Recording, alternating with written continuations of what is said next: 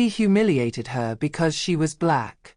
An hour later, he regretted it very much. Clara stood there, motionless, staring into the dazzling windows that seemed to challenge her. Each jewel shone with an almost unreal glow, carefully arranged like stars frozen in an infinite night.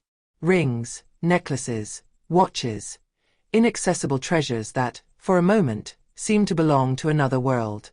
But this ring in particular, the rose gold ring, was calling to him. She stared at her with a silent intensity, as if she knew that it was she, and only her, who could make the dream she had harbored for months come true. Clara had scrupulously saved every penny she could, depriving even her little pleasures to make this moment perfect. She could already imagine herself, with her heart beating, in a few months, placing this ring on the finger of Javier, her companion. The look he would have when seeing her, this look both surprised and amazed, a look filled with pride and love. This gesture, this precise moment, would mark the start of a new life together. A moment that she had imagined many times, dreamed of during each break between 2 shifts in the cafeteria where she worked, during her cleaning hours after dinner. Javier's gaze, filled with the emotion he had every time he looked at her, would be the greatest gift she could hope for. There was no room for uncertainty. She would make this dream come true, whatever the cost. But as she crossed the threshold of the jewelry store, a familiar feeling came over her. This weight. An icy and almost invisible stare, but enough to make her feel different. To make her feel observed, judged. Clara tried to brush away this feeling. This wasn't the first time she found herself in a space that didn't seem right for her. Since childhood, she had learned to adapt to people's gazes, to navigate between the expectations of others and her own aspirations. But today that look, that of the salesman behind the counter, that of perfection incarnate, left no room for doubt. He saw her differently. Not as a potential customer, but as an intrusion. She forced herself to move forward, each step heavier than the last. The salesman, young, impeccably dressed, with sunglasses resting casually on his nose and a haircut worthy of fashion magazines, slowly stood up from behind his counter. His measured, almost theatrical demeanor betrayed a self-certainty that hardly seemed to be shared by the client he was going to have to serve. His smile, although friendly, did not reach his eyes. Clara had seen this type of smile in other situations, the one that fails to hide the condescension it conceals.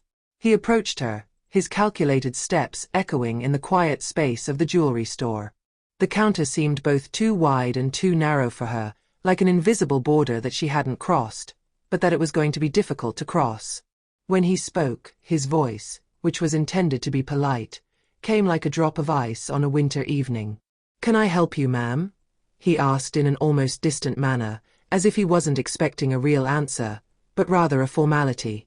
"Are you looking for something special?" Clara was hesitant for a moment. She forced herself not to tremble, not to let herself be destabilized. She was here for a reason.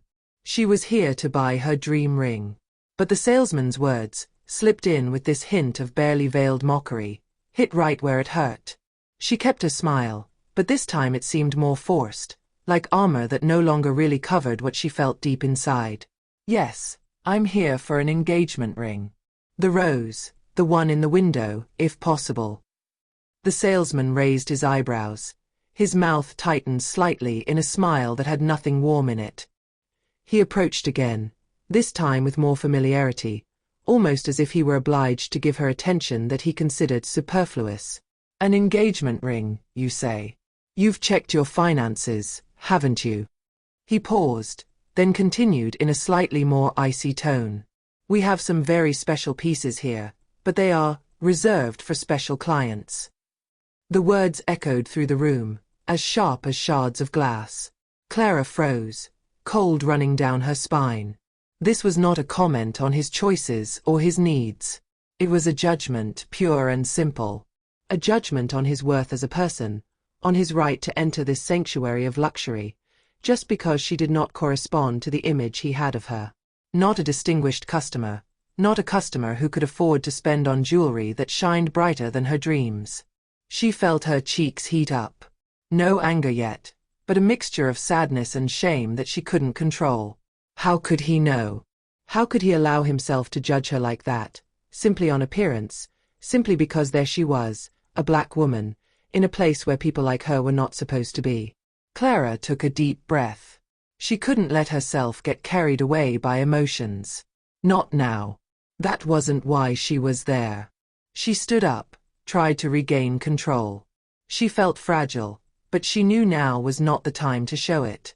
Now was not the time to give up on your dream. Not for him. Not for this look. I'm sure this ring is what I can afford, she replied in a calmer, firmer voice. I know what I want. But the man, at that moment, only heard his judgment.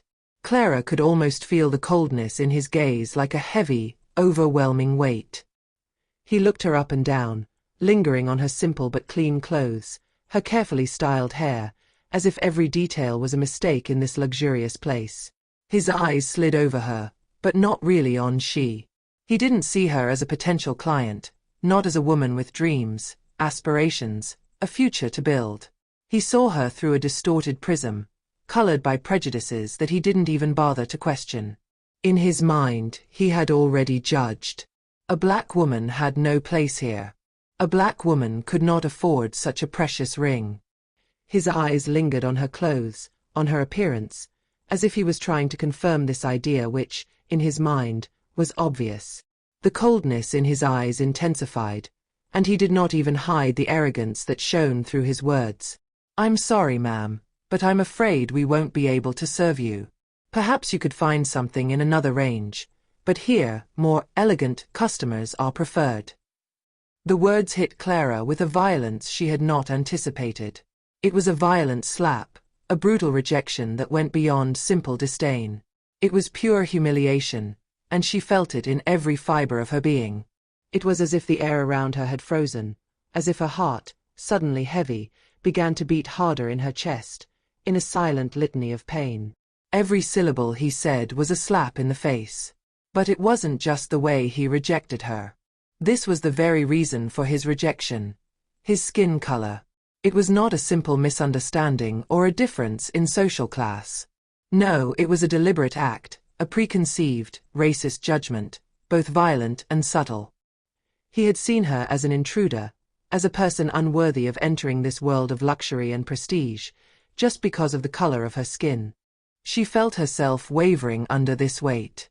A flood of emotions rushed through his mind like a whirlwind.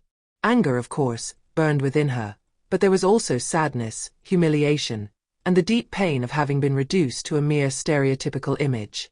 She was fighting against the urge to cry, against the urge to throw everything away. But there was also a strength within her, an energy that only injustice could release.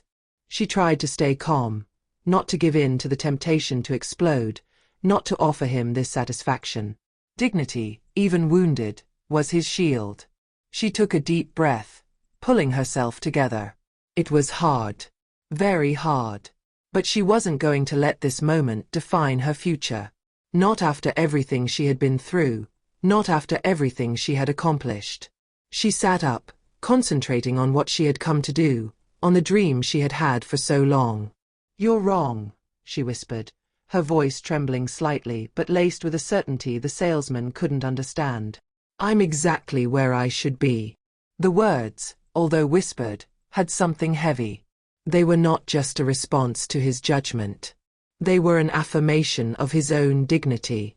A statement he was never going to hear, that he didn't want to hear. He looked away almost immediately, indifferent, not even noticing the force of her words. For him, Clara was nothing more than an obstacle, a nuisance that he had decided to put aside. He unceremoniously returned to the counter, his mind already elsewhere. She no longer mattered. For him, everything was already written. Clara stood there for a moment, frozen, her head filled with a tumult of conflicting emotions. She felt the looks of the other customers around her, discreet whispers, but no outstretched hand, no comforting words. The heat of humiliation suffocated her, but she knew she couldn't let herself fall.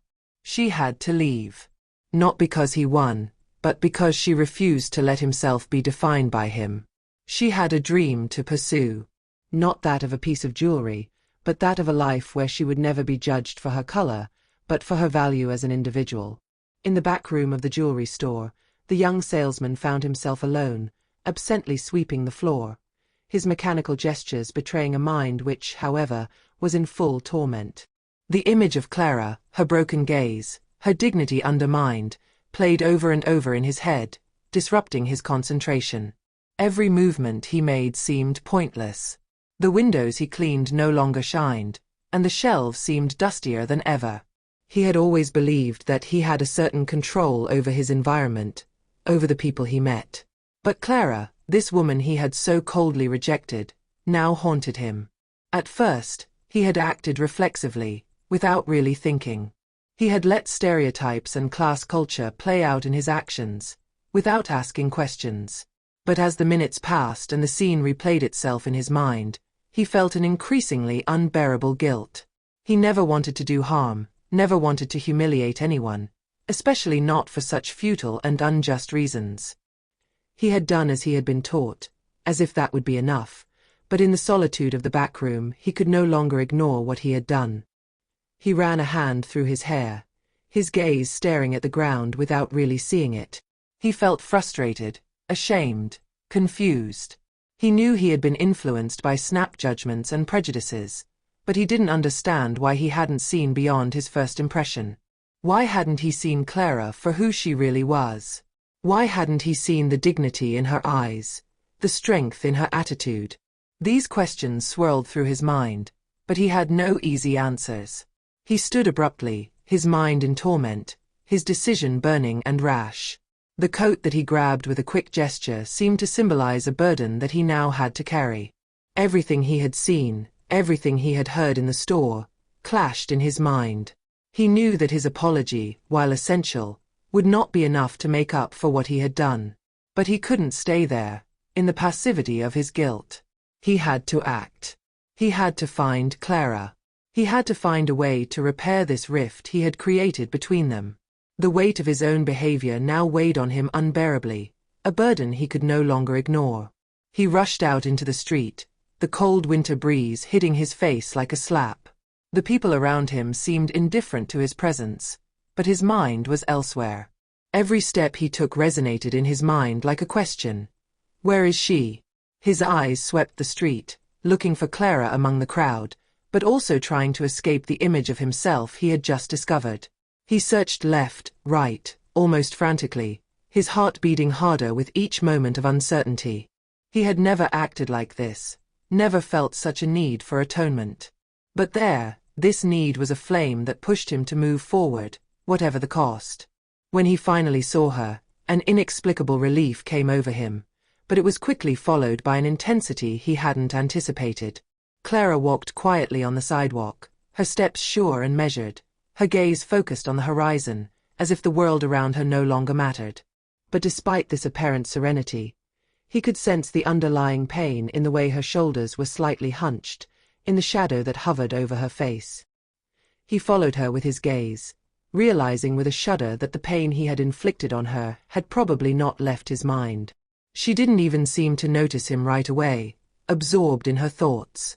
At that moment, the salesman suddenly felt small, tiny, almost invisible in his helplessness. He hesitated for a split second, not knowing how to break the silence between them. But the decision he had made earlier gripped him again, stronger than ever. He had to find her, apologize, even if, deep down, he knew it was too late to erase the harm he had done. "Madam." "Wait," he called, his voice breathy, almost pleading. Clara stopped abruptly, surprised. She turned her head slowly, her eyes fixing on him, but without anger, just a surprising calm, as if she was waiting for a move, but was no longer really waiting for it. She didn't even need to say a word. Her look was enough to convey everything he needed to know. He approached, his heart heavy with shame, unable to meet her gaze. He looked down, his face marred with guilt and shame at his own actions. "I'm sorry," he began, his voice trembling with emotion. "I judged you. I humiliated you for no reason. I acted like an idiot, and I realize that is not acceptable. You deserve more than what I did. I apologize." The words seemed paltry, but they were all he could offer, all he had to say. He waited for a reaction, any reaction, but he knew an apology wouldn't heal the wounds he had inflicted. He expected rejection, a final slap, but Clara remained silent. She looked at him without haste, as if she were weighing each of his words, her gaze as calm as the water of a peaceful lake, but also imbued with a hardness that he had not anticipated. She let him torture himself for a long time, the tension palpable between them. Then, finally, she spoke. "I don't need your apology," she said in a calm but assured voice. "But you need to understand that what you did is much more serious than you think. It's not just a matter of respect. It's a matter of dignity. You treated me like I wasn't human, like my skin color was an excuse to put me down. You need to change." Clara's words fell on him like cold rain. He felt each syllable resonate deeply within him, like a truth he had always ignored, but which now hit him hard. She hadn't just rejected him. She told him, in implacable calm, that his act was not isolated. He had touched something bigger than himself, a system of prejudices that he had nourished without even thinking about it. He knew that his apology, no matter how sincere, couldn't make up for everything he had done. But he was ready to change. He no longer had a choice. The salesman nodded silently, his eyes downcast, shame weighing on his shoulders like a heavy weight. He knew he was only at the beginning of a long road to redemption. He had to rebuild himself, get rid of the ignorance and judgment that had guided him until then. But Clara, in her silent wisdom, had confronted him with his own reflection. She did not respond further. She looked at him one last time, and in her eyes shone an indefinable light, a mixture of sadness and understanding. She knew that certain actions, certain moments, could not be erased. She also knew that some changes could only come from within. Clara did not need external repairs. What she needed was to continue on her path without letting herself be defined by the smallness of others. She slowly turned on her heel and walked away, her heart lighter, her dignity intact. The salesman stood there, motionless, watching his back walk away. He had lost something that day. But at the same time, he had perhaps gained something more valuable, awareness of the work he had to do on himself. And although the wounds from that day would not heal immediately, he knew that the path he must take was now clear.